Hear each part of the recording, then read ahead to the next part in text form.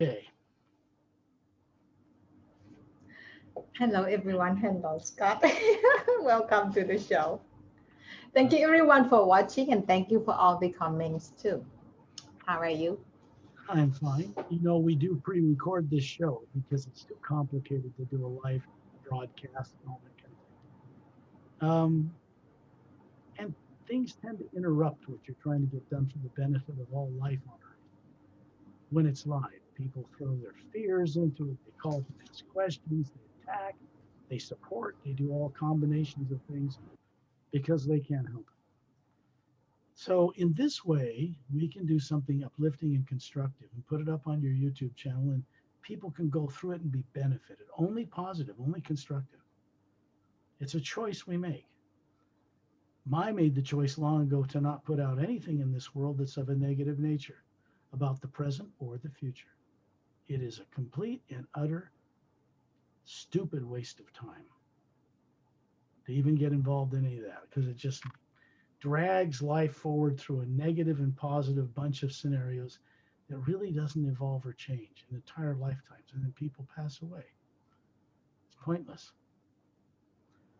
So this way we can do these shows, right? And get them on your YouTube channel. And they are all constructive about life beyond Earth and how to get out there and how to remember who we are, that we're not a body or a brain, what we really are. That's what people call soul, what it looks like, how to move it around the multiverse, which we are capable of doing. Whether people on Earth were long forgotten that or not, we're capable of it. And on a normal planet, and there are millions, hundreds of millions, just in 1/4 of our Milky Way galaxy alone, the human worlds would not be very much really not recognizable to people on Earth because they got rid of money as an illegal substance long ago that only people use to control other people with it, condition them to it. And Earth is not ready for that yet, but it will be one day because we're not alone in the universe. And the influences of the vast nature of beings that are out there is inevitably going to cross paths with this planet more openly. It's part of natural evolution, you might say. There's a new energy running through the matrix. I don't want to use that word because people think I'm talking about the Matrix movies, and I'm not. Through the structure of the energy that supports the whole universe out there, galaxies and all that black void that supports it all isn't really black. It's just how human eyes, limited vision, can see it. Interprets it as black because it's really so bright, eyes, physical eyes can't see it. So it's energy, and it's a living energy. It's one energy. It's between all things that float in it and all the way up through the multi dimensions, up to what the Buddhists call the void and beyond it into the higher realities where there is no time and space, that beings live there and create new ways of doing things there that eventually are implemented in the lower worlds of time and space. So you might say that as beings, I'd say the people on Earth, most of them are unconsciously running bodies and don't remember how they got here, where they came from, or why they exist. And so they have very little opportunity growing up on this earth to learn any differently. The people that teach them, the politicians, all grew up the same way. So it's like the blind leading the blind around in a circle. Doesn't go off the planet, stays within the negative atmosphere of Earth.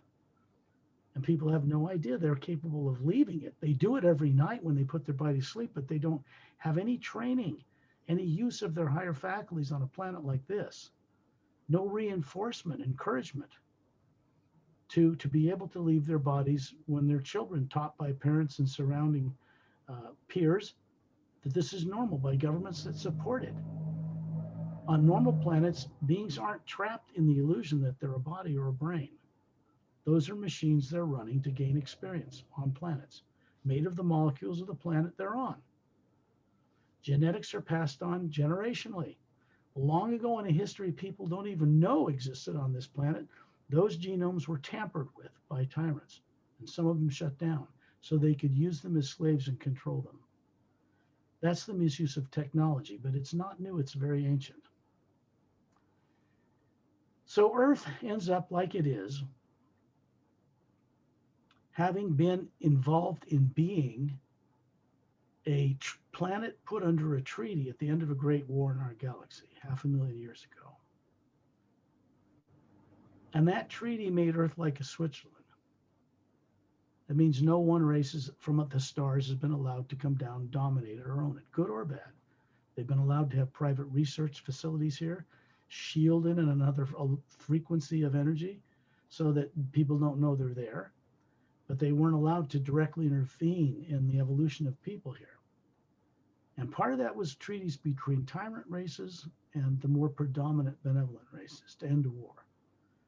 And that has been a big problem because people on Earth have never been given the opportunities people have on other worlds. And another problem with Earth is because of the destruction of a planet that is now the asteroid field between Mars and Jupiter circling the orbit of the sun. When it was blown up, it affected other worlds in this system, and Earth became imbalanced.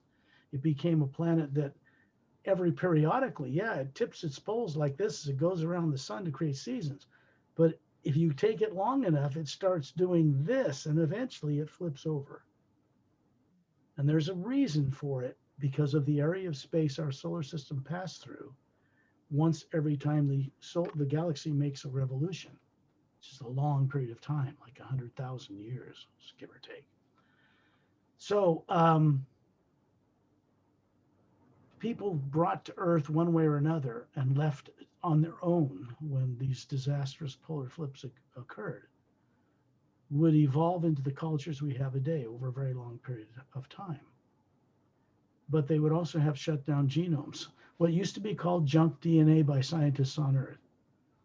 They know it's not junk now, they just know it's turned off. That billion genomes that makes up the DNA with the telomeres on each end that shrink every time they duplicate so it makes us age, that was turned off and manipulated. It's not supposed to do that. It's not supposed to shrink when it duplicates. That's manipulated.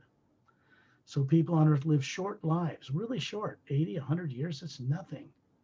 Normal humans in other worlds live any from 1 to 3,000, 20, even 50,000 years on different, more highly evolved worlds. And they aren't overpopulated planets either. That's what's out there. People on Earth are so dumbed down, they have no idea life even exists out there. Governments keep them from knowing what they know about extraterrestrials because they're afraid to reveal it to the masses.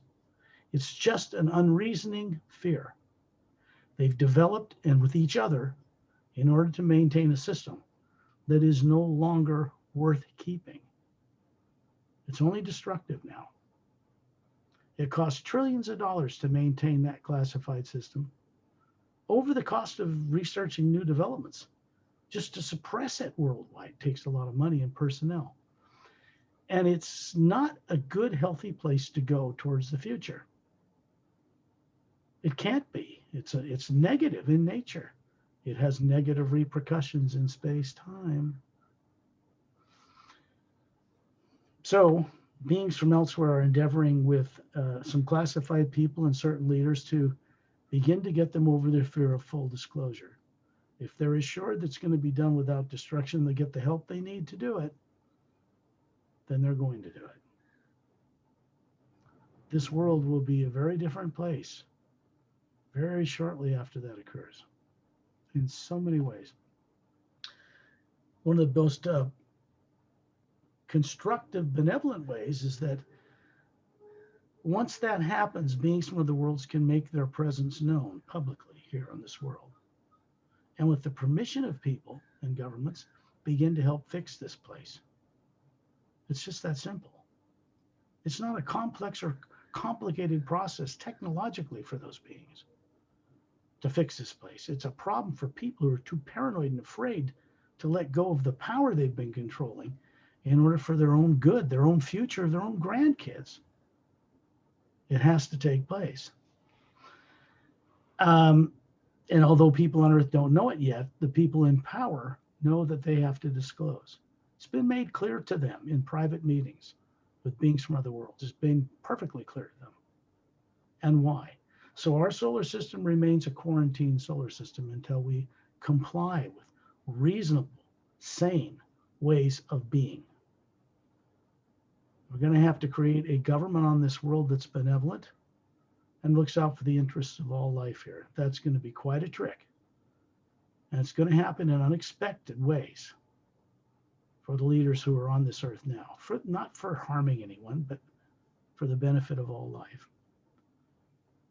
And it's going to have to take place because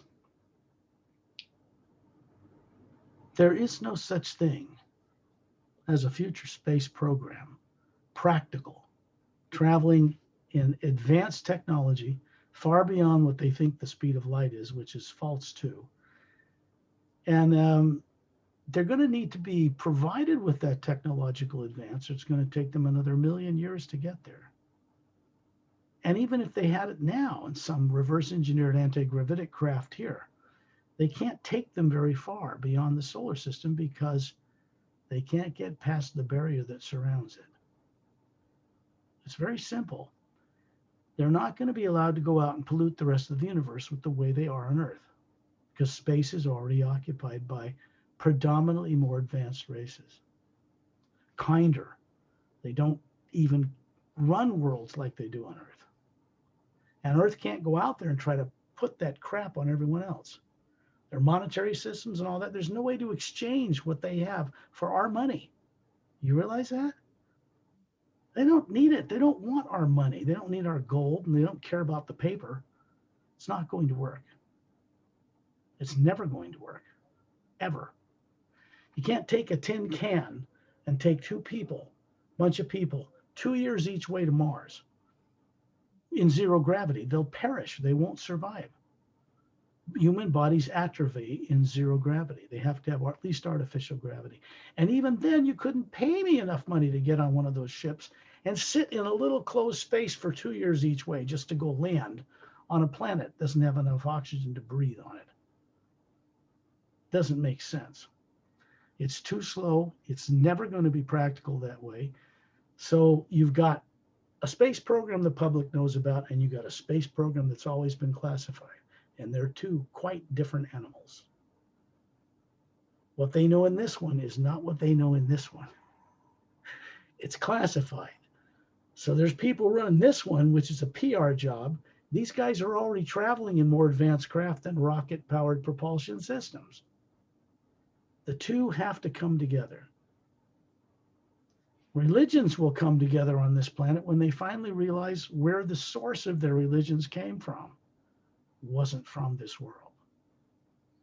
When they start realizing they are natives and were natives of other world systems before they incarnated here with no memory, things can change quite dramatically on this planet.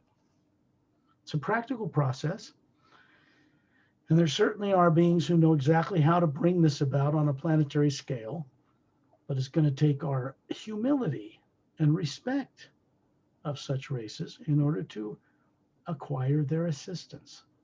I can tell you they are not at all interested in running the governments of this planet. They have no interest in that whatsoever. That's pure Earth paranoid fear thinking. That's not their agenda. If you can imagine 450 or plus million world systems in one organization, traveling the stars with each other, their planets, and in between 144 parallel dimensions of the physical universe for a very ancient period of time in harmony, then how can you put Earth into that system? Earth people would want to project their negative fear, lust, greed, anger, revenge, different political, religious hatred on. They want to go take it and put it out there and get them to bend our way. It's never, ever going to happen. So I want to make that clear because it's a fact. People on Earth don't even know life's on other planets for the most part. They guess, they wonder, they believe it, but they don't really have the firsthand experience in the lifetime they're living in the body they have on Earth since they were children. And they're going to need such experience to change properly. The first and most important experience anyone can have is how to leave their body consciously. How to recover the ability of what they're supposed to know how to do. Not when you die and go to some heaven, right now. So they know there's no death, and they know this body is a tool, not to get so bound up and attached into it, because they can't keep it anyway. Makes no sense to accumulate wealth and hoard it to support one of these that's going to be taken from you anyway. It's pointless. So we're going to need, as I've always said from day one, we're going to require massive assistance from huge numbers of world systems collectively who are willing to, of their free will, help us change this place. They've already told people on this earth in the classified community they would do it under certain conditions.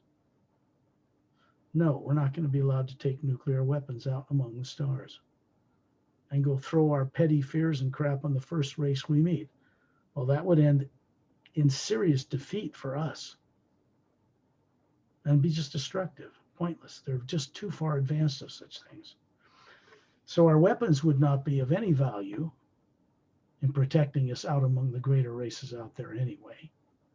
And it's a good thing for us on Earth they're not tyrants. Some are, but they've been quarantined in a sense in recent years, and they have been moved off our planet, sent home, so to speak, so that this planet has the opportunity for the first time to wake up.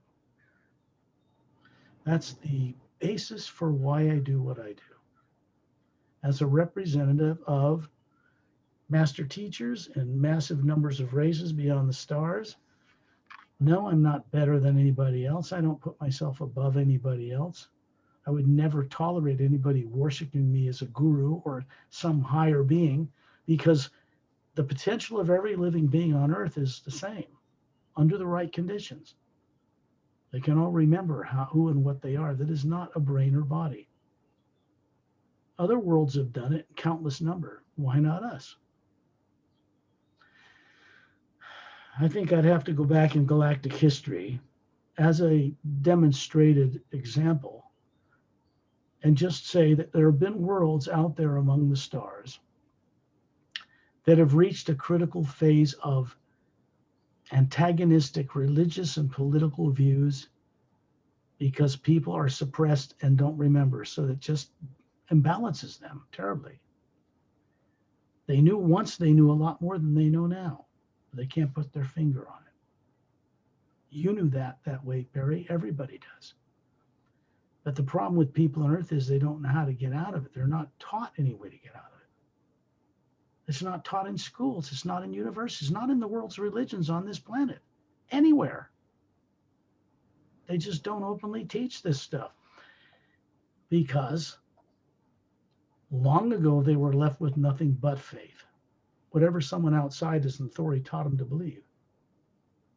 They don't remember how to have their own direct experience, but good faith, belief should lead to experience.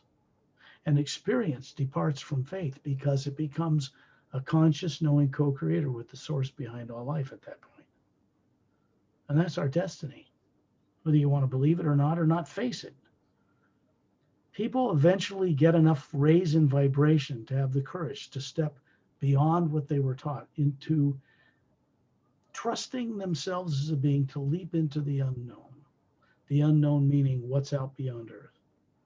And not just in the physical universe, but in higher dimensions as well. So this is how people on Earth can best be assisted. They have a subconscious mind that was artificially created. I'll state that. If I was to talk to a PhD psychologist, psychiatrist that are medical doctors and tell them this, they would probably just laugh or they wouldn't understand it because they're not taught it either. Very few on this planet understand it at all. And nothing is ever imagined from the brain in the body they have in that brain in their skull in the human body. They think it is because they don't really know what the source of imagination is. They just think the brain's doing it somehow, but they can't prove it and they never will be able to, because imagination, the ability to see into the multiverse and know things, plug into it, is not in the brain. It's not its function at all. So if I were to say that to people, that they have a subconscious mind and they're taught that, What is in that subconscious mind, most of it is negative, misdirecting programs based on emotional fear, and it was used as a tool to dominate, suppress, and make slaves out of people. So any kind of negative emotion, which people think is normal human nature, it is not normal at all. It comes from subconscious influences, emotional. And that influences the way we choose to think and imagine things. It influences people to think simultaneously in opposing ways. Negative, present and the future, Armageddon. Positive, I want a lot of money. I want to have a house and a mansion and kids and health. They're going out and putting this into the universe, into that one energy out there between all things in space that float in it, this other energy. And it's a co-creator with us, and it co-creates what they imagine, traps them in that combination of opposing forces, cuts their energy in half, grounds it into the earth, and they remain fixated in physical matter without any memory. That's all reversible. Of course it is. And the first stage of doing that is to really to get rid of what are called secondary implants. What are they? They are negative subconscious implanted programs, not in the brain, not in the body. I'll explain that in a minute, that reinforce keeping a primary implant that was put in people before they were born here, meaning an energy field around what they call soul or the atma. It's spherical. They bring that into a body. They try to look out on the universe and remember, and they run into these artificial holographic things that scare them. And they're afraid to remember, or they're told they'll be eaten alive or killed again if they try to remember this. So that's a beginning.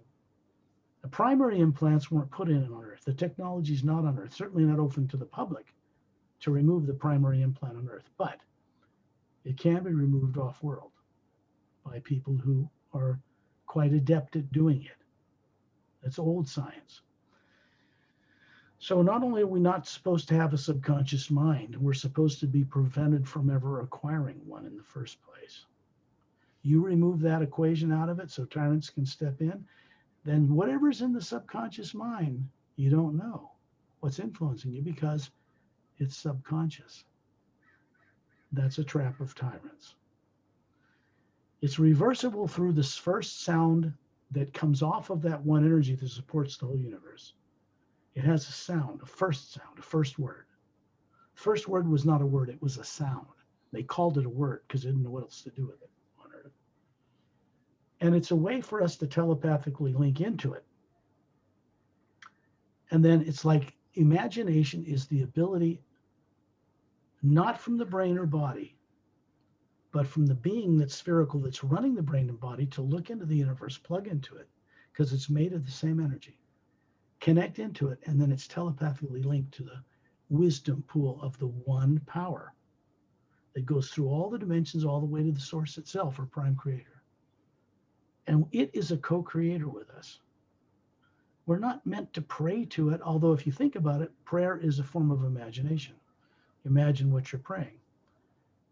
But we're meant to co-create with it effectively by deliberately imagining in it new ways of doing things that will be of benefit to all life, not just life on Earth, all of it.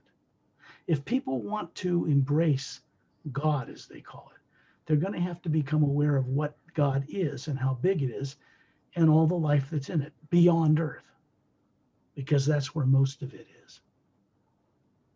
It's very simple. So when I share this stuff, I'm doing it telepathically for all the listeners. I don't care if it's on your YouTube channel. I don't care if it's a president or a king or who they are that listens to it, classified or otherwise, because it's for their benefit only. I have no ulterior agenda or motivation. Nothing hidden about why this is done other than for their benefit, period. And that's important for people to eventually understand, because I represent vast numbers of beings that are moving in this direction out beyond Earth. And Earth is next, fortunately. Or we'd all be dead on this planet already. Left to the misdirected, fear-based decision-making of people on this Earth, they would have annihilated all life on this planet already if something hadn't stopped it from outside this planet. Scott, may I interrupt? Sure. I'd like to say to those people who are listening to you, to our show, every single thing that you, Scott, he said, I would say that everything has meaning. There is a depth, in every single word he said, because what I have learned with him, because I've been with him for more than 3 years now, every single thing he said, when you hear at the first time, but when you really listen to it, when you have direct experience, you get root deeper than that, down deep into that, and then you will get your own direct experience, and you will know that everything he said is so valuable, is so precious, and we are here so lucky to have him here with us, on this earth. Scott, thank you. That's very kind. That's all I want to say. But I would have to say ditto, because for you to see it in another, you have to recognize it in yourself. You're an Atma, just like me. Therefore, the wisdom that I share, I do this by plugging into the one source behind all life, literally. I have access to all that wisdom. I don't carry it around in this brain, because this brain never learned any of it in this lifetime growing up here. Not from school, not from jobs. It's not here. It isn't who I am that's spherical that's running this body and brain. And that's how it really works.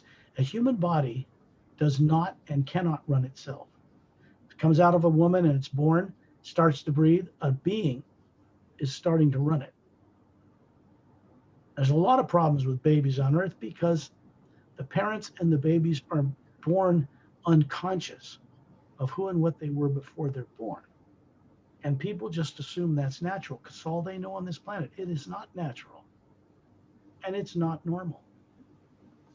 If people really want to recover who they are, they've got to show a little backbone, courage, that they're willing to embrace what they claim they love, their religion, their God, their divine spirit. They mouth it, but they don't actually practice it, as in this one way: respect all life. Divine love is equal to respect all life. There's no selfish motivation or hidden agenda in that. That's why they call it divine love. Doesn't mean a divine super being superior that owns all of its little minions called souls. It means there's a one power in the universe, always has been this way, and it moves in different frequencies through all the planes and supports and maintains all the little electromagnetic worlds that float in it, like galaxies and planets and suns and stars, and these galaxies and those galaxies and these planes and those dimensions. It's one energy. On Earth, they call it zero-point or toroidal energy because it's so mysterious to them. They know it's the secret to anti-gravity and many other things. Turning invisible and becoming part of a parallel dimension is part of it. So they've labeled it zero-point or toroidal energy, meaning the energy of the universe. Not the galaxies, not the planets, the energy that's mostly between them, that dark matter, that energy between all things. They're hip to that on Earth. They just don't understand how to work with it. Very little. And it was given to them from beings from other worlds. They didn't earn it on their own. So that is a clue right there. It came from outside. Well, understand this. Instead of getting jealous about that, those beings who have it and have had it for hundreds of millions of years was given to them from somebody else outside, and somebody before them, and somebody before them, and somebody from a higher dimension. None of them originated it. You can't own it, possess it. You can't grab a handful of what's in the void of space and say it's mine, because that energy is not nuclear. It's not atomic. It's not electrons and protons and neutrons and atoms. Those are the things that are created to whirl in this other energy that supports it, feeds it. So people on Earth, even if they don't know it, every night when they put their body to sleep, leave their body. They have no training in any corner of the world in any large scale of any kind to support growing up, understanding, and being confident with this fact that they leave their body. And they don't turn on or use their higher faculties to bring back what it is they're doing when they come back and wake that body up. No training whatsoever. So how could they expect to just suddenly miraculously know stuff? They're not using, they're dormant. They'll use higher faculties they need to bring that back and download it into a brain that's never had it is required. It can't be brought into this sphere of influence any other way. A brain by itself cannot become enlightened. The brain, third eye, is not in the brain. It's the center white core of a spherical being. Spherical, meaning planets and moons and suns and stars are all round. They're round because of what it does in creating environments that genetic forms like you and other bipedal and other races that travel the stars could develop so they could gain experience. But there's little atmas, the soul running each one. If for some reason a body is born out of a woman and suddenly dies, that atma, for whatever, is gone, disconnected from it. Or the body's too damaged, couldn't run it, and it perishes because the atma can't turn it on, can't run it for whatever reason. One of the things like Alzheimer's that people have, they're trying to look for a disease in the brain, but it's not in the brain. They can find some way to suppress its effects, but reality is that somebody who perishes from Alzheimer's, they have another body living in another dimension called the astral plane. And in that particular dimension, a higher dimension, in the one hue, the one expansive energy, it's run by emotion. Things are manipulated and moved by emotion. On Earth, it's by effort, pushing, grabbing things, pushing things around. As you go up in these planes, in the mental plane, it's moved by instant thought. Not thought from a brain, but thought from the atma itself. That's running a physical body 4 planes up from here. And each single atma runs 5 that I know of, at least. The physical one they're aware of, the astral they don't remember, the causal they don't remember, the mental they don't remember, the etheric they don't remember. And they don't remember that they came from across that void that certain esoteric groups say is the end of the eternal being. Can't go any further. That's self-limiting because there are many higher realities beyond it. And if you can't believe it or imagine them, you can never get to them. Very simple. So everybody on Earth has the ability to remember how to leave their body and bring back where they're doing and where they're going when they come back in the morning. But it takes training. It takes some beings helping them to remember how to imagine what they've long been afraid to do and have long forgotten. And that's about it, really. And then a being begins to gain back momentum and recovering their awareness they've lost. First by dealing with these secondary implants, and then they begin to master the primary implant's influence on them until they just keep it off. It no longer affects them. Whatever is it. And what's in the primary implant is death and destruction and the promise some tyrant will come back and eat you alive or kill you if you ever try to remember this. That's what's there. That's why people are so terrified to remember it, because it was not a pleasant experience what happened to them to bring them here with no memory. But they aren't dead. They never died. They've just been made to forget. This is one of the great, I think, things that this new ray I talk about in the omnipresent first sound and the hue, the change in what people call divine spirit. There's a new essence running through it out in the universes, and it's changing beings out there quite miraculously in a way. And it's all moving and circling around the center of this galaxy. It's just on its way here. So certain people in classified areas have been told disclosure must take place, and here's why. This is coming this way. There's no power on Earth or being or technology that can prevent it sweeping through this world. And that's destiny. And it's not an Armageddon destructive destiny. That was altered permanently out beyond the stars for this world and many others just 8 or 9 years ago Earth time. Never before happened like this. Fortunately for us on Earth, this world and its leaders would have blown this place up in nuclear war. They tried many times and were prevented from outside this planet. They're not going to disclose that to people. They're afraid enough to disclose it to each other, so they compartmentalize. Only a few people know the real truth in that classified system. Ultimately, because it requires that they lie and deceive people it's negative in nature. It puts that energy out through their imagination into the universe and it comes back. And then what they did to classify things backfires in so many ways. And then they have to spend trillions to fix that, cover up that, cover up that. It just never ends. Pointless.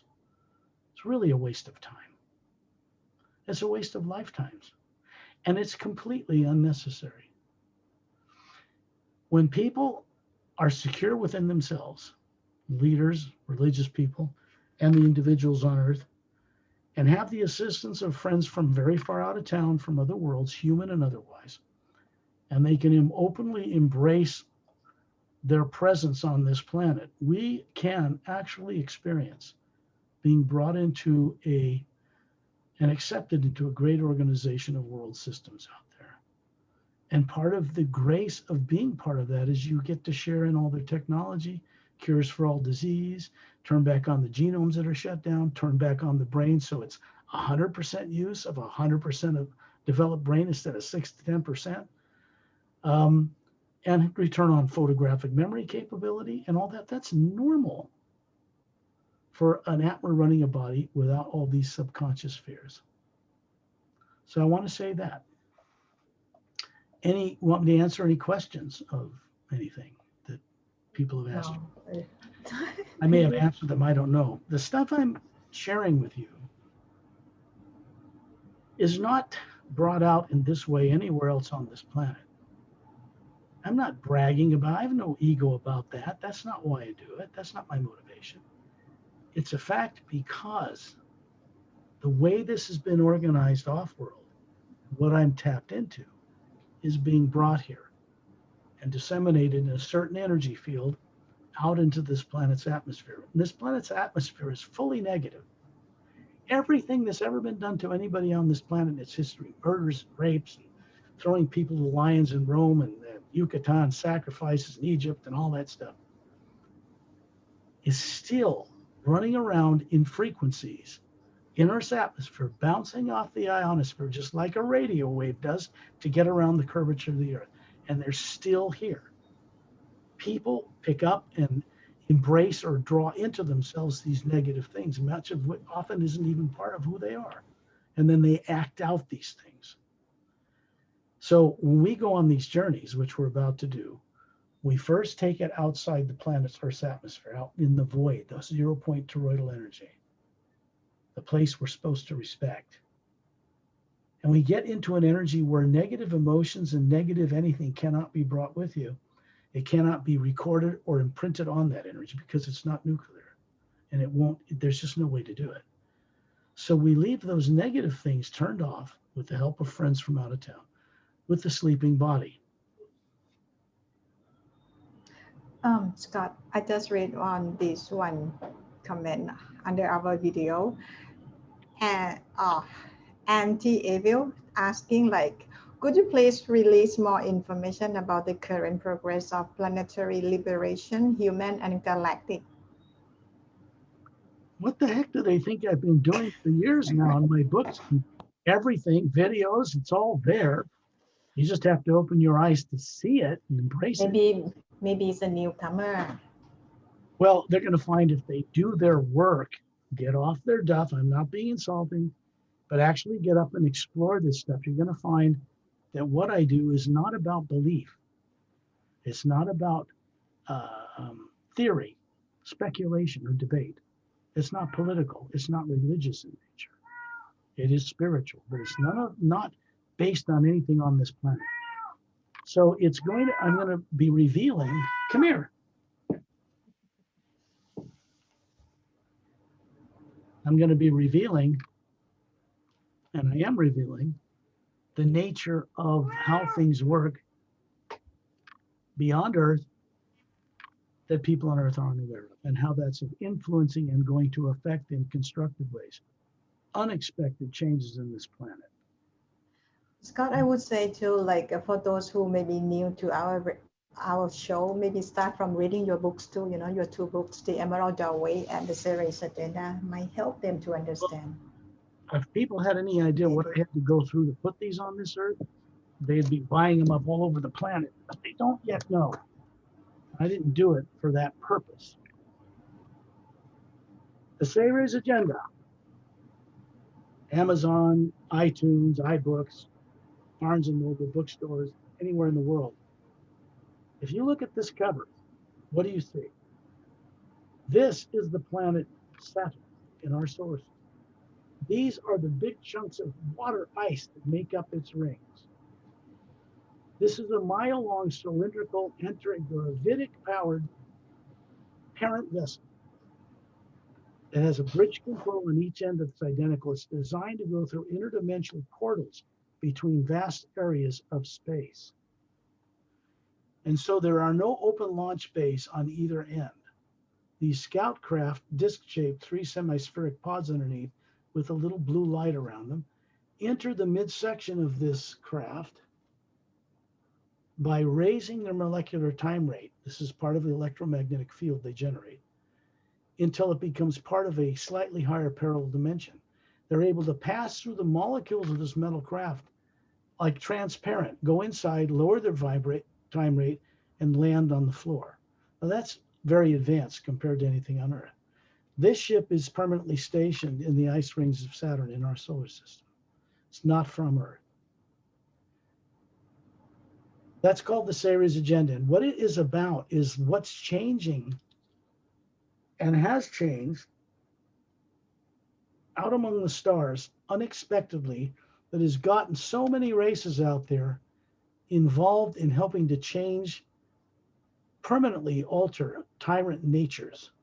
And that's focused on Earth now as well. That's part of disclosure. So you're going to find that this book will reveal what's taken place out there. And ultimately, you're going to see from going through the adventure of it that it's not just a book for you to be mindlessly entertained by. The way I write is very visual, but you're going to see it for yourself. And over time, you're going to know for yourself what's revealed in this book, because it's like a doorway into other dimensions. And it's a protected doorway.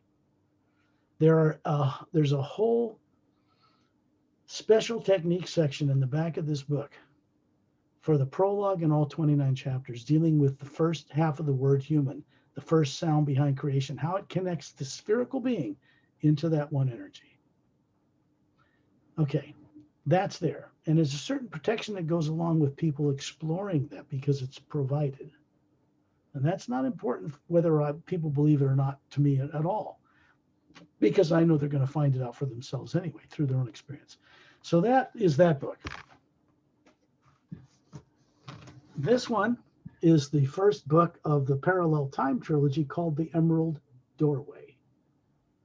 The Emerald Doorway is an interdimensional doorway from the past to the present. You'll see that in here. So it's a subtle title. And this is the first of 3 written books, but this is the first published one. That you're seeing on the front cover, I can hold it still enough. Let's see if I can get it to focus. Yes, it's clear. That is what you look like. It isn't one of these. This is what is in the image of the source or prime creator, not this. This is the human being.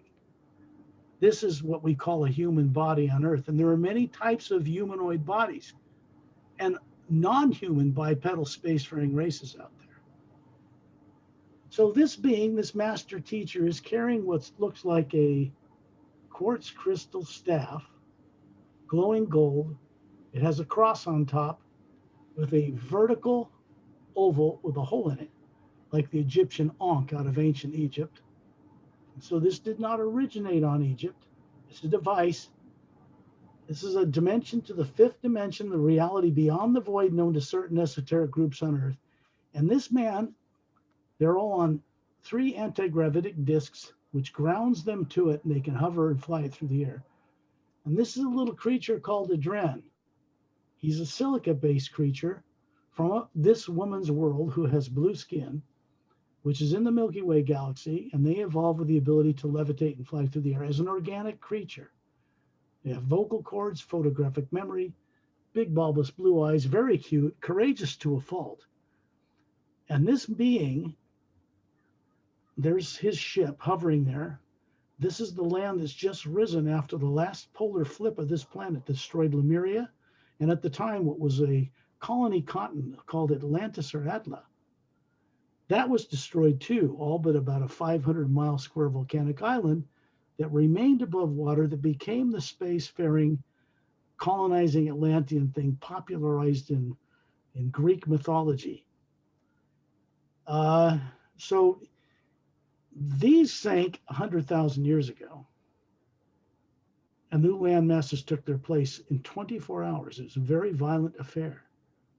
So he's not only showing them how nobody's died that lost their bodies, but he's introducing them to the source itself, which has come down into this reality. What these three don't know at this time, because he's a teacher, is that one of these is hovering above each of their heads, smaller in scale, but the same design. So this is called the ancient one, but you could call it source or prime creator. So when you ask most people on earth what they look like that isn't a body, they can't really tell you. They might tell you it's a transparent physical body that looks like them. That's the astral body. That's not who they are. This book is more about extraterrestrial involvement in an ancient past no one's been taught on earth yet, going back before the last polar flip, and how that's influenced things today. And then it connects into this.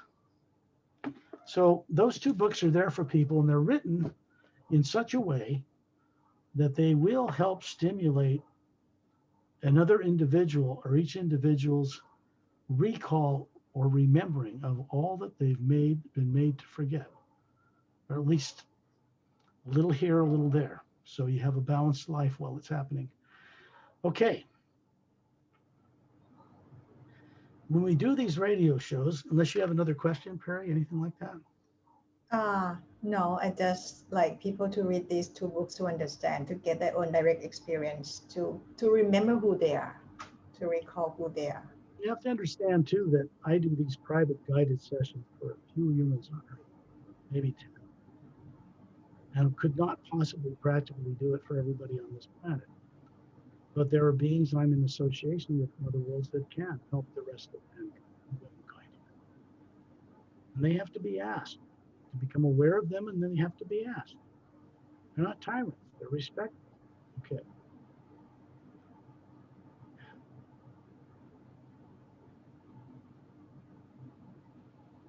When we go on these journeys during this radio show, you got to understand that I don't, for my part, I don't charge any money or any cost for any of this. Neither the private journeys, individual, private, or group journeys, there's no money involved whatsoever. No monetary system on this planet can be involved in what I do that way. It's not permitted. I do sell books because if I didn't, they would never get printed on demand and shipped anywhere in the world when someone wants one. I can't possibly do that myself and ship them out. The cost of shipping a 1-pound book overseas is like $60. It can't be. Scott, So yes, I have to work through organizations that can have the technology to do that. That's the way it is on Earth right now. So I sell books. But this other more private work that I do behind the scenes, there's no money involved. Yeah, I like to say at the beginning, you asked me, you insisted me to read the books, which at that time I didn't understand that much, why do I have to read books? And then once I read books, and then I start having my own direct experience, so I understand how important it is to read your two books, Scott. Think how talented you are. You can speak and read English and Thai. I could speak Thai right now to save my life. But you're able to do that. We've done some hotel journeys for people where I will take people on a journey, and while I'm on the journey, out of my body, guiding them, and they've got their eyes closed, you're interpreting in Thai what I'm saying for them. Now, people don't know that in most of the world because those little hotel journeys are up on your YouTube channel. People can go and check them out if they want. Awaken Hidden Truth, right? Yes, yes. So you go to YouTube and you look up Awaken Hidden Truth, Perry Bince, Pince, and there you go. You can find all these things up there. I've asked Perry not to use any kind of advertising on her end on these videos with my work At least not any that would interrupt the flow of the inside of it. I think Google might put some up in front anyway, whether you like it or not. But we don't want to monetize them because we don't want them interrupting. These things are out of body journeys into the stars and beyond. So Okay. we can't do that. So money's not made that way either. If you think it is, you're mistaken. It isn't. Okay, I wanted to get that out there so that the people who tune into this understand how this is done. They may not believe it, they may not trust it, but I frankly don't care. They will Yeah, come to understand it eventually. Okay? correct. When I start these journeys, Perry will shut off her mic because we get a better recording quality. I record them on my end. And then when it's done, I'll send it off through a Dropbox account to Thailand, to Perry, and she can then put it up on her YouTube channel. It's her radio show. And she's had the courage to have me on regularly for her benefit and the benefit of people in the world. It's simple as that. So it takes a lot of courage. And each one of you on earth, whether you know it or not, have this courage suppressed. It can be awakened. And that's simply the courage to be willing to look at the terrible things that may have happened to you before this life in a safe environment where you can't be hurt, but you can just put it away as a memory. It's no longer subconscious. When you do that, the talents and the abilities and higher faculties that were suppressed behind that memory begin to resurface, and we begin to remember. It's not easy, but it's certainly easier than remaining unconscious until you die. Because when people are afraid of death and the unknown and only have faith alone, when they pass away, they take with them their fears, their negative natures, whatever that may be. And when they go out of their body, that's what, out of old habits, will be projected into the universe to set up their conditions for where they're born next, maybe in another body with no memory, because they can't confront responsibility. That responsibility they can't confront is the negative nature of creation they see is our responsibility. It's not a demon or a Satan or some other being you can throw stones at and blame someone else. Blaming someone else never changes your own life. Can't. In reality, if you take the body and brain out of the picture and you're this spherical being, you're made of an energy that existed before time and space was ever created. So when you begin to realize how ancient you are as a being, and you begin to trust that again, you can begin to courageously embrace the grander nature of the multi-universe, where all of God is. And when you can do that, the secrets are revealed about how to circumnavigate that whole thing. It's indwelled in the nature of the Atma itself. It may be turned off and it may have been long forgotten, but it's still in each one of us. So when I go into these things, I work with the first half of the word human, hidden in plain sight on earth. Even that did not originate on this planet. That sound connects a person, the being, to the pineal gland of the brain. Why? Because it's how it controls the brain and body. It's like a master control switchboard. And then when you leave the body and you cause the pineal gland to secrete serotonin, make melatonin, put the body on automatic, it goes to sleep. No one's home because you're gone. And at a distance, there's an unbreakable kind of an energy that is not nuclear that connects to that to keep the body alive while you're out every single night on an adventure. Some people bring back, say, for instance, a dream of flying in a physical body, and they just think it's a dream, and they forget it in a few days. And it was exhilarating. Maybe somebody's chasing them while they're flying from people in ships or devices because they can't fly and they're jealous. Something like that. And when people have a dream of flying, they're actually somewhere else in a body doing that. But they don't know that on Earth because they've never been taught to look at it that way. So I'll go into these tones that work with the hue sound and it comes out of my vocal cords, but I'm actually doing this telepathically from the center of the sphere that I am running through this body. Completely natural, completely normal. It's just not known as normal and natural on Earth, not yet.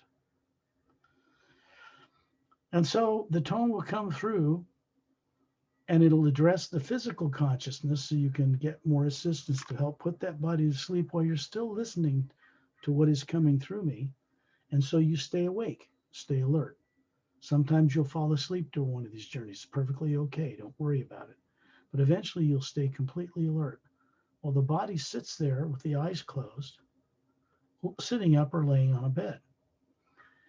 When you close the eyes, you're actually shutting off the brain that has anything to do with taking in light and images from your outer world into your brain. It's off. So when you daydream, that's right, just daydreaming, when your eyes are open or closed and you're somewhere bored and you're imagining being somewhere else, the brain is not imagining that, as you may have been taught. There is no mechanism in the physical brain gray matter in any being that has a motion picture camera that can project images on a screen across the other side of the brain. It doesn't work like that. So when you're daydreaming, you're actually looking out into the universe in that first sound, toroidal energy, 0 point energy, connecting to it, and then it's connected to everything else, and you can basically pretty much explore and understand anything you wish. Now, if you're unconscious on Earth and you don't know this, then you might see all kinds of things, write all kinds of books, make all kinds of movies. But none of the things that anybody's ever written on this earth, like Star Wars or Close Encounters or Avatar or Lord of the Rings or Harry Potter or any of it, was made up in their brains like they may believe. I don't know those people personally, so I can't say. But in general, I know enough people on Earth to probably say that they don't really understand. They're not making this up in their brain, in their skull. They're going into a trance. They're daydreaming, looking out in the universe, down the time track or out in the universe, in a parallel dimension, and picking up this stuff they write about in a very focused, concentrated way. So they are the beings seeing this stuff and writing about it. That's to their credit, but it's not their brain that's doing it. And this is something that I think that must be brought out in order for people to recover who they are. And I respect all those movies and those writers, don't get me wrong. But as a writer and author myself, I understand very consciously that I'm not making the stuff up I write about in my brain, as I'm out there actually experiencing what I have to write about, seeing it by direct experience, or I could not have written it. Okay, we'll go into the hue, and I'll raise it in tones so that it addresses your emotional nature, your physical nature, your causal nature, your mental nature, your subconscious, which is closest to what we call solar atma, and your nature as it existed and exists across the void in the higher realities at this very moment. These journeys are designed to assist others to recover what they've long been made to forget and that they're afraid to remember, and to do it in a way that is safe, protected, and through their own step-by-step experience. Not mine, theirs. I'll begin those tones, but before I do, first imagine someone or something you respect and you're grateful whatever that is in your life. Something that's genuine, something that makes you warm inside, just makes you feel good. Doesn't matter what it is, as long as it's genuine. And then take several deep breaths. Be sitting down or lying down with your eyes closed, preferably. Now, I'm not here to tell you what to do if you're capable of looking with your eyes open and seeing things with the imagination, which you are capable of doing. When I look out through my eyes when they're open, I can see other worlds, even while I'm talking to someone. It's easier to close the eyes and concentrate more focused on such things. But both are possible. I will send out this hue sound, it's first half of the word human, It did not get created on earth by any individual. Nobody made it up. It isn't patented, copyrighted, uh, possessed, or controlled by anyone or any technology because it didn't originate in our solar system, our galaxy, or even in this dimension. So I'll send this out to be of assistance to all of you so that you can put the body to sleep and with practice become and remain aware while you're out of your body on this journey. You will be imagining and seeing what I share with you in your own way. You're going to come to understanding that you're really doing and seeing what is out there when we go on these journeys. Be kind to yourself. Be patient. Do your own effort. Work with the techniques that are shared in the Sayers agenda, put out in these radio shows or on YouTube videos or in the books. Benefit yourself by your own free will. I'll begin those tones now. You.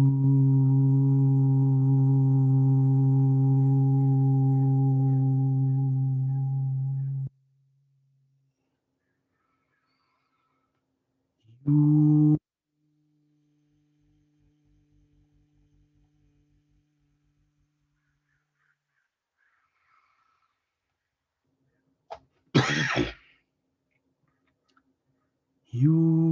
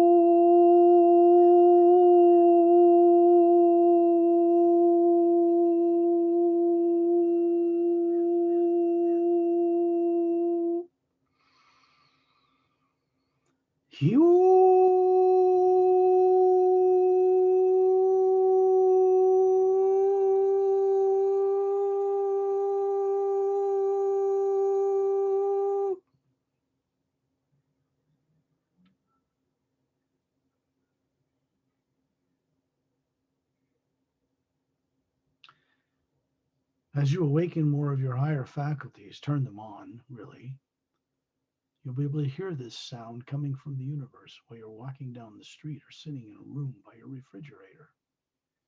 And the refrigerator is not on. You're going to swear some motor's running somewhere. And you'll hear it as loud and as plain as my voice or music. But it will not be coming from any physical source. but you'll swear you're hearing it with your ears. That you're hearing it, but not with your physical ears. You're hearing it and seeing it because it has a form of light to it. As the Atma, through daydreaming or imagination, which is really the ability to look into and connect into the primordial first sound, first energy behind all creation that is non-nuclear and non-atomic. You connect into it because you're comprised of the same energy as a solar Atma. And then the adventure really begins from there.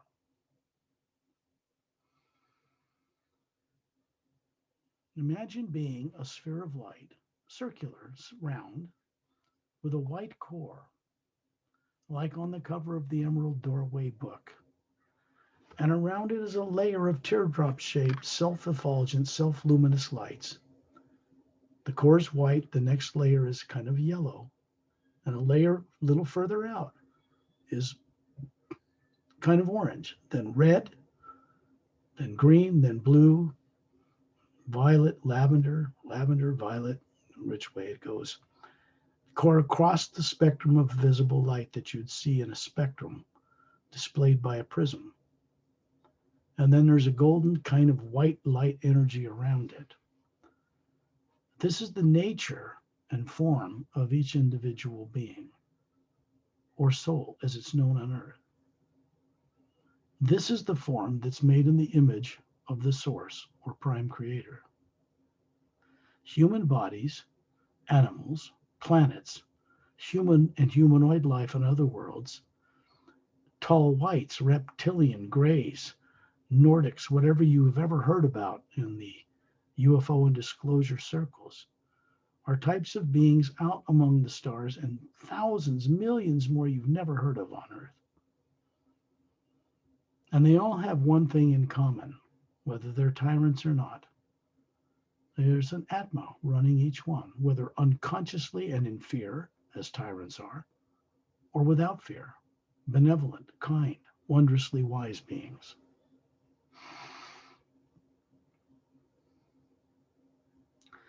Imagine yourself floating near the ceiling where you live. Just imagine, daydream it. Do you do that? Everybody does that, knows how to do it. Okay. And you see your body down there sitting in a chair or lying down on a bed or a couch or the floor or the carpet or wherever you might be. Be kind as you look down on that form. That form does not know. That form was never taught any of this experientially growing up on this planet Earth. So be kind to it because you have to bring these journeys and higher awareness back into recovery and download what is not in that brain into it and into the electromagnetic field that surrounds the physical body, the way you keep it alive, the way you keep it animated and running through the control mechanism of the pineal gland in the center of the brain. One of the most ancient secrets in eternity tyrants like to keep suppressed is the pineal gland and what it does. Be aware, because this is being disclosed fully here. And believe me when I say I have the momentum of vast organizations of worlds and beings in association and agreement with my disclosing this at this time. You might as well discover it because it's who and what part of what you are that's being run by you when you're running the physical body.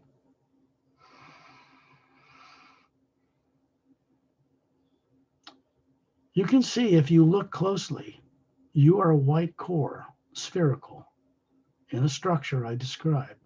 And there's a little beam of white golden light extending from the white core from its very center, down through the skull into the pineal gland, lighting it up. And inside it are rods and cones that have different frequencies designed into them. They're like the physical eyes connected to the optic nerve. But these are tuned to other realities to take information in from other vibrational frequencies so you can download it into the brain and body that has no such experience under its belt during this lifetime. You can see through the walls of your house, through the roof, into your environment that surrounds where you live. You all know what it looks like, so just imagine it. Daydream it. Be up in the air at 5,000 feet in the same area, straight up through the roof of wherever you are. Hovering there is a sphere of light, lighting up the terrain around you from your own light. Even if it's night, everything will appear like daylight to you. And you're going to notice there is a man and a woman standing beside you. And if you look above them, you'll see a spherical Atma running these forms they're showing you. They look to be about 36 years of age, perfectly, flawlessly built and perfectly healthy, smiling kindly with their right hand up in greeting. And then you realize, as you look up from the physical form you have that's about 36 and perfectly, flawlessly healthy, it's a projection of pure energy. And you look up and see that there is a sphere of light hovering above your head. And then you're suddenly the sphere of light looking down on your body, looking up, smiling at yourself. And you are in a safe environment. There's no negative nature anywhere near you. The beings that are here are master teachers.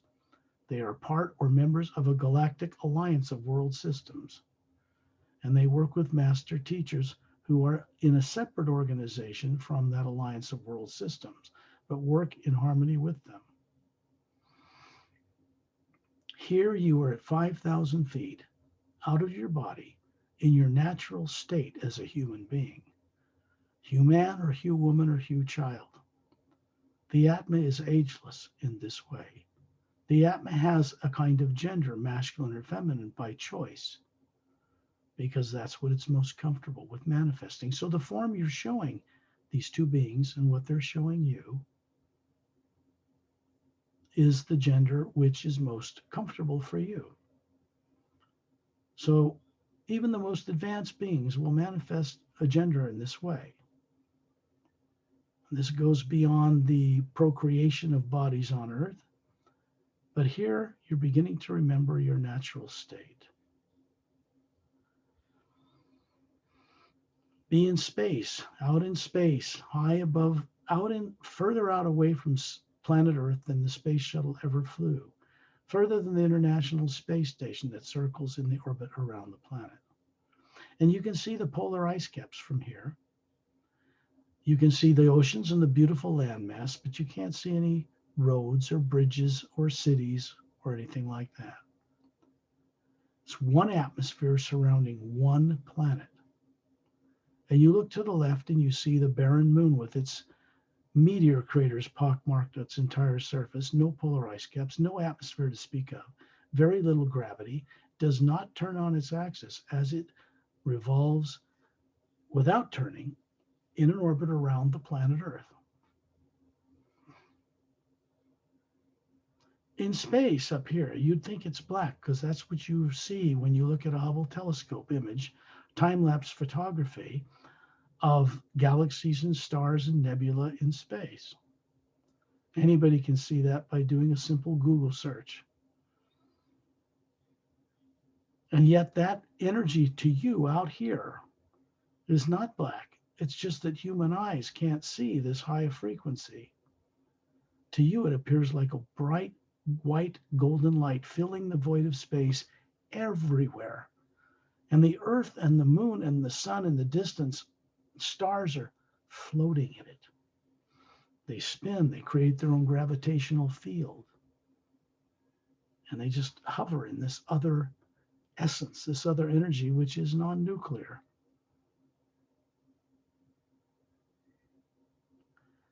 It cannot be determined how to work with this zero-point toroidal energy properly or deeply by trying to look at it like atoms and molecules, because it will not obey necessarily the laws of physics as it's understood on Earth.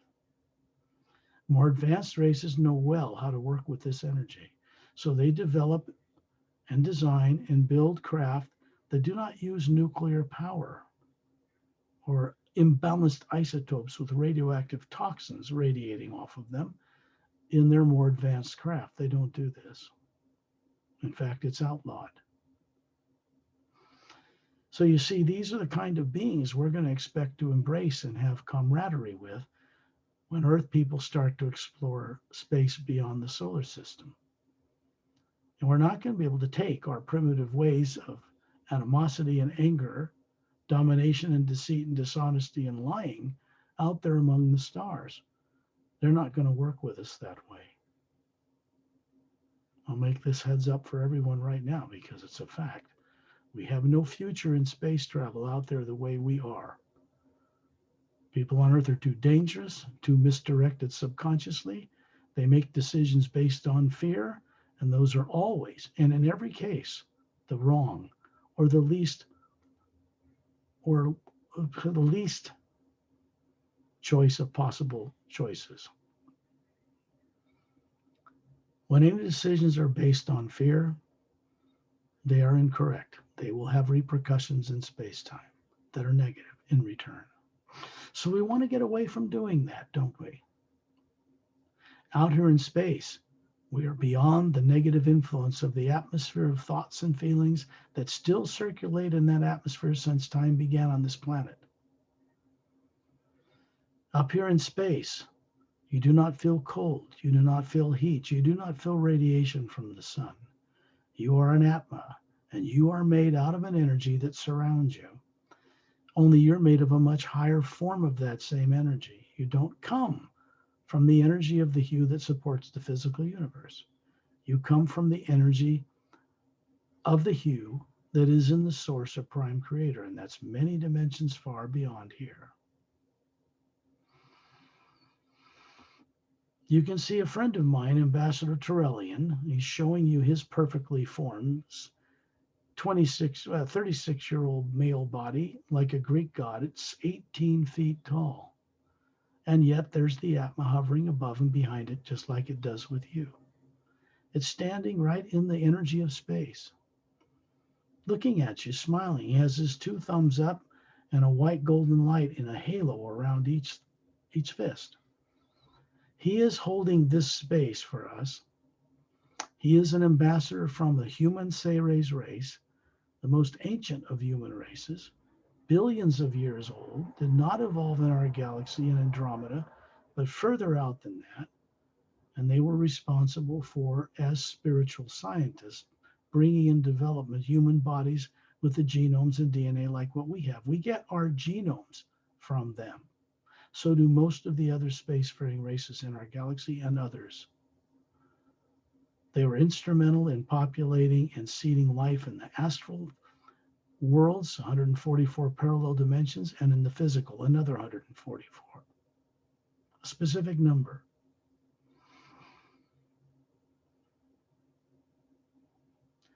The Say-Rays immortalized their physical bodies over 1 billion years ago. This means they didn't make their bodies live forever at the same age.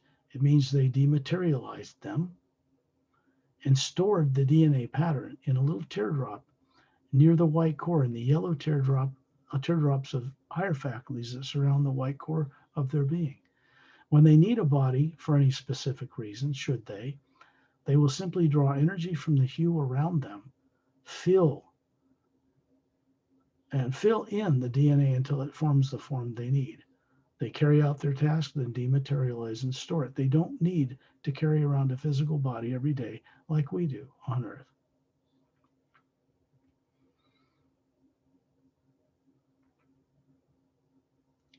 So he's showing you this, and you're showing him what you look like. Your physical form that appears perfect standing in space at 36, young adult, is how you're showing him and how he's showing you who we are, our chosen way to present ourselves to others.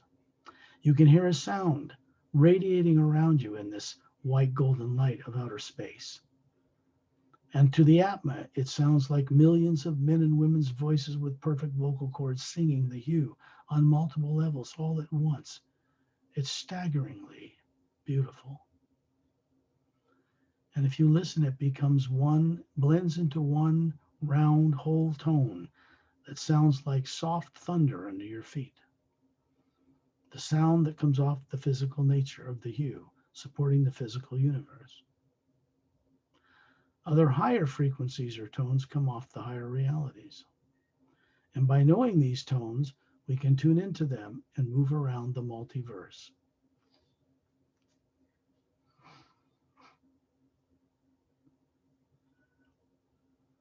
When you look at the Earth and the Moon, you still see the polar ice caps, and you look at the stars, billions of them surrounding us on all sides, above, below, and to each side. Far beyond our sun, you see, is a yellow sun in the distance. You can see them clearly positioned there, spinning, creating gravitational fields, but there is another white golden light supporting them that moves through all the space between all things that float in it. It extends out beyond the Milky Way galaxy to Andromeda, to all the other galaxies, and it moves upward into higher realities. And it moves downward simultaneously to support and maintain creation.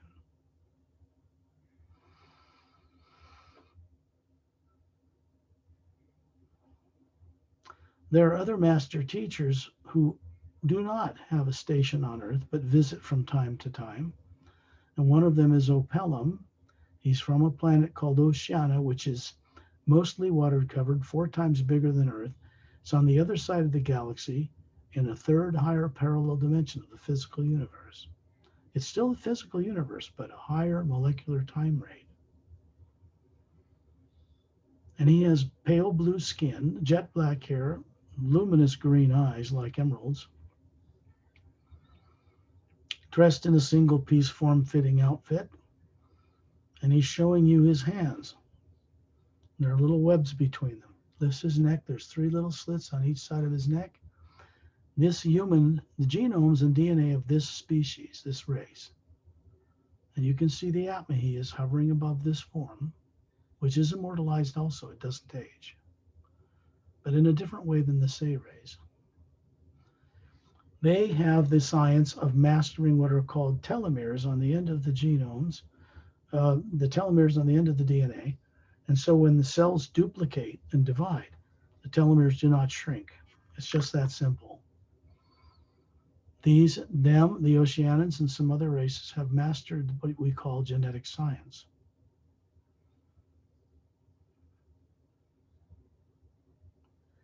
He is showing you that their race evolved with the ability to breathe underwater or on land. And yet still, in ancient history, galactic history, humans from Earth could mate with them. Not that they would want to, but they could. So they are human, but with extra capabilities that humans on Earth do not have. He is a master teacher among the races of the stars. He and other beings like Turellian were responsible for bringing into creation, a very long time ago in galactic history, what is called in English the Galactic Interdimensional Alliance of Free Worlds, in contrast to tyrant worlds and imperial and dominating negative fear-driven races. In recent years, those races have been, shall we say, quarantined, not harmed, but they're going through a transformation to free them from the subconscious terror that has driven them to be tyrants all these millennia. So when I say that what is going on out there is heading towards Earth, I really mean it. And it is because of them that tyrants, a few that were on Earth and in bases underground, have been removed and sent home. People on Earth did not do this. And it was done in preparation for disclosure. So this world can really have a future out there among the stars. You can see another being standing over to the left of Turellian, the Earth and the Moon and the Sun in the background, the white golden light filling everything around us, radiant and wondrous. And his name is Ramu, and he has a short cropped black curly beard and short curly hair, maroon robe, sandals, a golden staff made of quartz, round, about 6 feet tall, glowing. He's got it in his right hand, and it's got like an Egyptian ankh, a cross with a vertical oval and then a hole in the center. It's a device. It's a trademark, and he always carries it with him. It's actually a training tool for more advanced students to be taken to the realm of the Ancient One, silent, the source or prime creator, to become a master teacher adept in their own right. This is what it's for. All of that is revealed in the Emerald Doorway book. Now, for me to have put that in that book, and having not learned anything like it in the brain on this earth, it had to come from beyond this planet. And it had to come from my journeys beyond this world. And it was put together with the assistance of very wonderful beings, not from Earth, in order to be of benefit to the populace of this planet in ways they will not be expecting, but in uplifting, beneficial ways.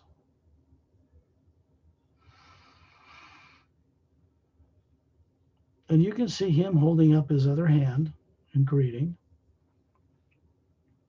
He has coal black eyes, swarthy skin, kind of a rugged complexion, about 36-ish looking, ageless.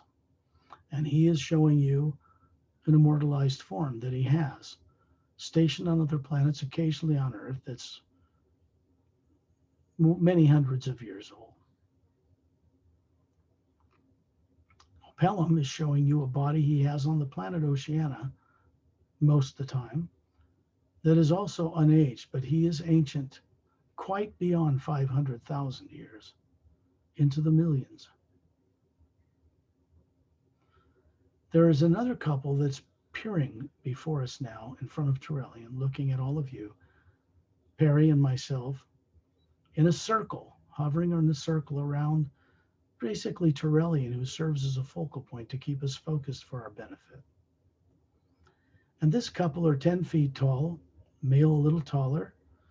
They have silver hair that looks like polished silver metal, but you inherently know it's soft. And they have violet colored eyes.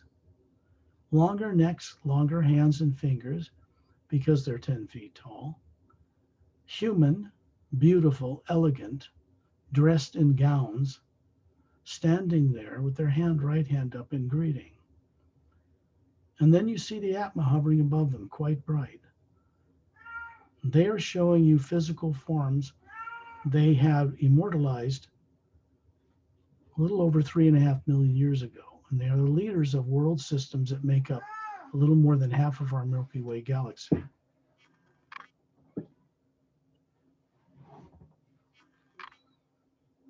They are master teachers. They are not from Earth. They are humanoid.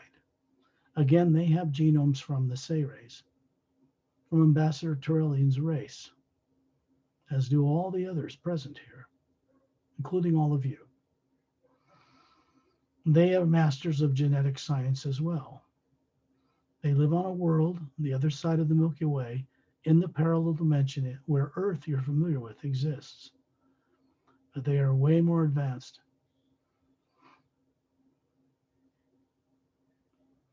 The Oceanians are considered to have the most advanced crystal-based science, programming crystals with energy and intelligence and all that, of any race. So these are some of the master teachers you're being introduced to, and you can call on their name or ask for their assistance. When you go to bed at night, put that body to sleep. Do yourself a favor and endeavor not to take any fear of the present or the future with you when you go to sleep, because that is what will manifest in your dreams. I would recommend that you go into the hue, you tell over and over again until you feel calm and in a state of serenity of being. You'll notice it will turn off agitation, fear, even pain in your body. And so it helps encourage you to progress further. Then you ask for the guides, the two that you've met at 5,000 feet, man and a woman, different couple for each of you. And they will assist you to go further when you're out of your body and in a more expanded state of awareness, to be free of negative subconscious fear of the unknown.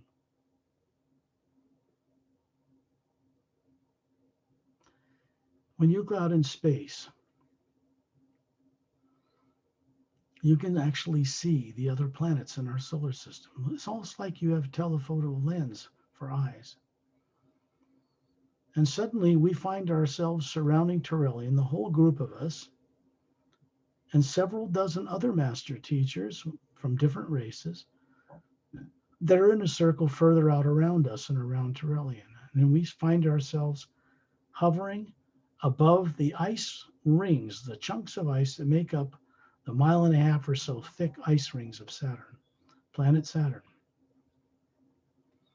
And you can see down underneath the surface chunks of ice a 1 mile long cylindrical blue-gray metal with a pale blue luminous antigravitic light around it. It's 1 mile long.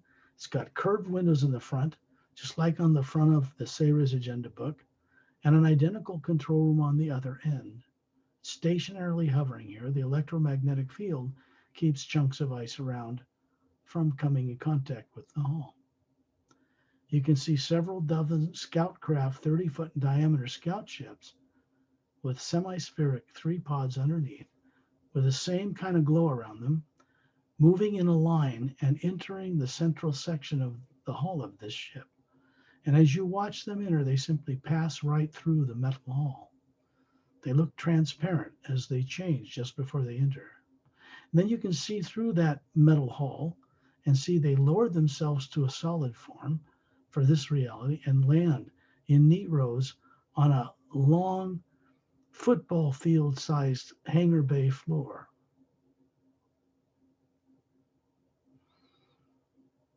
So you're looking at what is called the Emerald Star Cruiser, one of many that are 1 mile long. Some are 10 miles long, that are craft that circumnavigate the universe from the Galactic Interdimensional Alliance of Free Worlds. This is the core group of which all other benevolent groups belong, some of which you may have heard about from others on Earth. But this is the bigger group. This is one that's barely known to anybody on Earth yet. The Zentronamus couple, this is what they're named, the tall ones with the silver hair and violet eyes,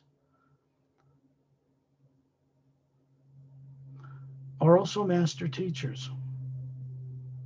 And they can assist you if you call upon their names. Donantalis and Freshun Muntus sounds almost Egyptian, but that's the way they are pronounced in English. Opelum, Ramu, even Etta, who's hovering above Ambassador Turellian's head, 3 foot long from the root of his tail to the tip of his nose. And his tail from the root to the tip grows like gem crystal opal in bright sunlight. He can hover upright, walk on all fours, or fly through the air at about 256 miles an hour. Has a little diaphragm in his nose, a second set of eyelids, and their race, silica-based, not carbon, like human, evolved with the ability on a mostly water-covered world called Oceania, at the bottom of their oceans in huge emptied volcanic chutes that were emptied of volcanic lava hundreds of millions of years ago, when a few islands that were built that exist around the equator. There are no polar ice caps on Oceania. It's mostly water. And on those islands are domed cities in clearings. 3 4-sided gold pyramids, what look to be like quartz crowns inside each one, and spherical transport tubes that exit the circumference of the domes and go down in the ocean to connect with dome cities that line the bottom of their ocean. And Etta, this little guy, courageous to a fault, would die to protect you if you befriended him, is a master teacher, but he's not human. If you look above him, you'll see an Atma, a spherical being, just like you, hovering there.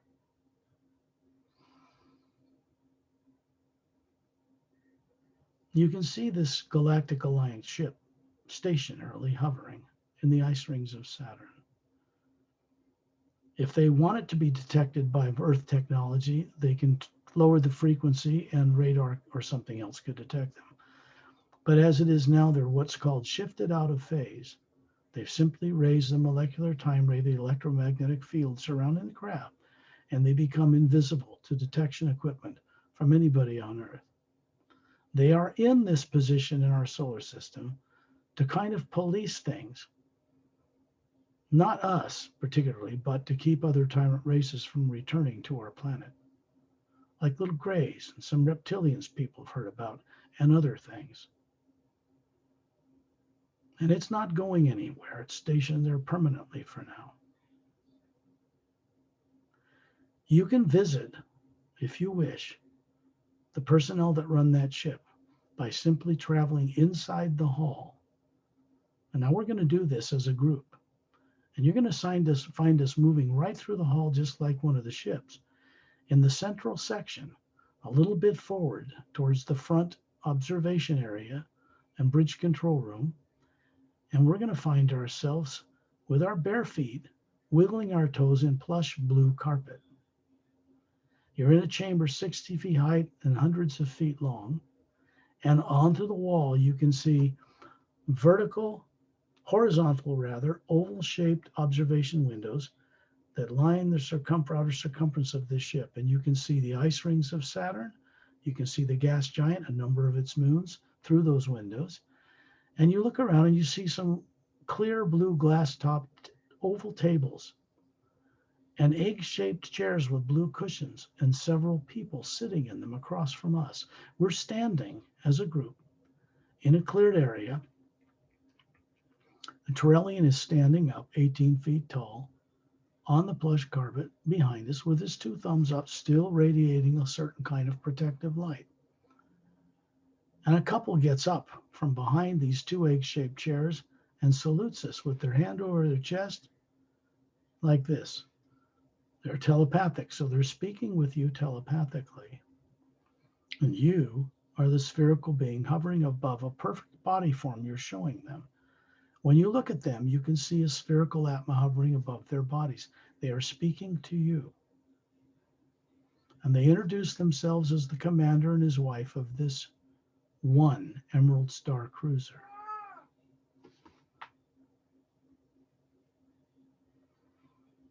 And you go into the Saber's agenda, you can actually find out what their names are. There are 300 of the ship's personnel standing around tables, looking at us, greeting us. Human, humanoid, snake-like skin, violet eyes, green eyes, pink eyes, longer ears, some with hair, some with long hair, some no hair, female and male, all highly trained from many hundreds of different world systems that represent the staff of this ship. Every one of them could teach you something and assist you to confront in a safe way and remember who you are and what you knew before you were born on Earth with no memory or very little.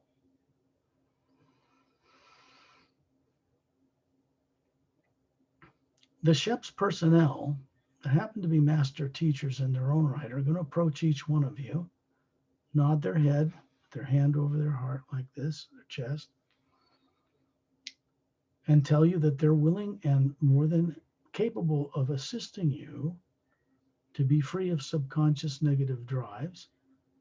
If you ask them, if you're willing, they'll work with you and others when you're out of your body at night, when you put the body to sleep back on Earth. It's up to you. It's up to each one of you. This is a way that fellow beings who once knew you well, when you weren't in the type of body you are on Earth now, or not a human on Earth, before you were made to forget. And they would very much like to welcome back old long-lost relatives and friends they've long missed. So consider you as people on Earth, that you are extraterrestrial in nature. As Torellian will tell you, standing behind us now, telepathically, no human being ever evolved originally on planet Earth in the first place. They were brought there, usually as slaves, and made unconscious, with certain genomes turned off so they could be controlled. There were good parts of Earth run by good aliens and some bad parts in its history that you do not know of. And he's telling you If you wish to get the assistance of these beings, go into the hue and ask for their assistance when you're out of your body at night. And you'll be amazed in time, if you're perseverant, with what you recover and what you know, what you once knew, and what you're capable of knowing yet.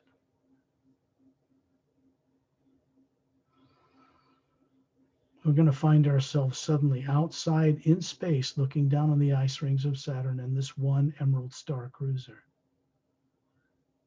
And Ramu and Etta, Pelham, the Zintranamu's couple are here. Terrellian standing in the middle with his thumbs up, still creating a wonderful field of energy. All of us in a circle around him, and behind us several dozen other master teachers. They teach in what's called the Hue Expansionary Academy, and that is a way or a place that exists beyond the void known to certain esoteric groups on Earth, where beings get together collectively and create new ways of doing things for the uplifting benefit of all life. What is underway now is designed to change the way the lower dimensions of time and space are run. What is called the experiment of evil is being retired out among the stars. Earth is next, fortunately. And now you find yourself hovering around Terrellian out in space above planet Earth. And before we conclude this particular journey, you look at Earth and find a heat wave like a heat wave in a desert moving through the white golden light in front of the Earth, and it changes to the Earth in the same place, but this Earth has no polar ice caps. A huge continent is over the equator from the left to the right hemisphere, extends all the way up almost a third of the way before the North Pole, sticks all the way down about a third of the way above the South Pole, covers that entire half of the world. And on the other side is another continent, center of the equator, 2/3 its size. And you look at the moon here. This is just in the third higher parallel dimension of the physical universe, where an Earth and moon exist that are quite different from the one you know. It's in the physical universe. And you can see there's a full oxygen atmosphere around this moon. It's turning on its axis. It has little lakes and rivers and mountains and streams and domed cities on it. And the Earth you look at it, you can see down near the southern pole, dividing the equator right in half, about a third of the way up from it is a crescent-shaped, luminous green beach. It's very attractive to you. You can see it from space. And inland, past this huge jungle and this blue-green luminous ocean, it has elements in it that are self-effulgent. They glow. And you can see inland a single snow-capped mountain several miles inland. And down at the base on a lower plateau, you can see a dome city, quite large. 3 4-sided golden pyramids with quartz-type crowns, a semicircular mountain range, small, little waterfalls for the aesthetic pleasure of the people who work there, and an oval blue-green lake, and then little white ivory dome-colored dwellings and little pathways between them. And when you look up at the mountain, you can see coming out of a cavern 2/3 of the way towards the summit, a roaring waterfall cascading down thousands of feet along a sheer cliff face, a luminous blue-green kind of water. It's minerals in it. And it disappears in a blue-green forest that surrounds the backside of that dome city. Eventually, it forms a river, and it runs off into the ocean. People like Opelum and Master Ramu and Ceres Ambassador Terrellian and many of the Galactic Alliance personnel work in that dome. And they're preparing that planet, that Earth, and that moon to be superimposed over the Earth and moon you know of at one time when it's right, so that Earth can become like this. There is no negative nature in the beings of the personnel that work there. It is a protected planet and moon in a solar system just like Earth, in a little higher parallel dimension or at a slightly higher molecular time rate. And now you see the earth and moon return to the one you're familiar with. Greet everyone that's around. I usually just do this as they do. Acknowledge respectfully that they have now become aware of each and every one of you. Accept this. Move forward with it if you have the courage to do so. Work with the hue to create the circumstances. It'll take you outside of karma and reincarnation and the illusion of Maya or Maya and illusion by stepping aside from or choosing to no longer put your attention on negative things, imagination, emotion. This is a choice. That's all they ask of you. And as we part company with them and say goodbye, you find yourself suddenly in the atmosphere at 5,000 feet, hovering above where you live. But there is a man and a woman there with you. You are all Atmas hovering above those physical forms you're showing each other. And they greet you and then vanish. And you look down kindly through the roof of where you live, and you see that you are also simultaneously hovering as a sphere near the ceiling above that body. You see it, you imagine it. It's daydreaming, remember? And then you're the sphere above by the ceiling, and you're looking kindly on the body, and you see a little shaft of golden white light beamed from you down into the pineal gland, widens through the brain, turning on brain cells. People on Earth are estimated to use 6 to 10% of a fully developed brain. Does that make any sense to anyone? So we're starting to gather back the ability to use all of it. And then that energy moves through you, widens a field of energy, an electromagnetic field, out to about 2 miles around each one of you. And then it sets a kind of a field there. And then it continues on further into the earth and out into space for the benefit of others. And out in space, you see there's a white golden field of light. And it goes out to a pyramid stationed in the asteroid field between Mars and Jupiter, between two stationary asteroids. It's gigantic, four-sided golden with a quartz-type crown. It exists in the physical universe, but it is not made of matter. And it has a function, and it's turned on. There are three at the bottom, two at the bottom of Earth's deepest oceans, and one inside a hollowed-out interior of a mountain in the Himalayas. And they are running. And that big pyramid in the asteroid field connects to one station now between each star in the Milky Way galaxy. And that energy is beamed back upward, and it never ceases. Be kind to yourself and tell yourself you will remember as much of this journey as you can, and you're going to record the journey memory of what we did into the brain and electromagnetic field that surrounds your body that never had this experience, doesn't know it. So enlighten your own consciousness on earth this way. And when you're ready, open your eyes.